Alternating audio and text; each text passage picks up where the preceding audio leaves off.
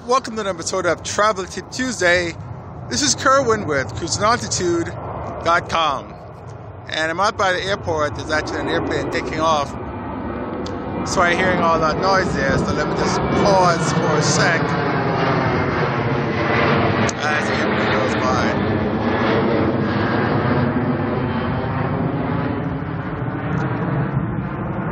So I get a lot of questions from folks all the time, and one of the frequent questions is, how can I save on airfares? And invariably, I give them some advice, and then they say, well, there's a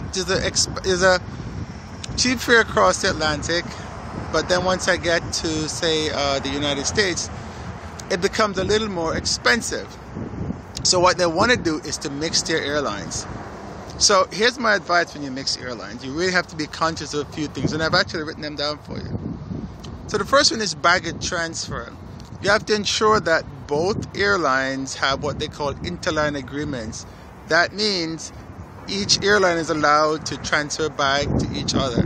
So let's say you fly across the Atlantic on, for example, United, and then you get to Newark, and then you need to go from Newark to, say, San Diego. You want to take, say, I don't know, Southwest. You need to make sure that United and Southwest have a baggage agreement. The other thing is the allowance. Some airlines have different allowances. So while one may charge you, you may get 2 bags free on the other one, you may have to pay on the other carrier. So when your bags, when you get into the US, for example, you have to claim your bags. Then you have to physically take them over to the other airline. Now, if they had what's called interline agreement, you don't have to worry about that kind of stuff. The other thing that you do have to think about, and I need to check my notes, hold on, is you need to give yourself enough time to make your connections.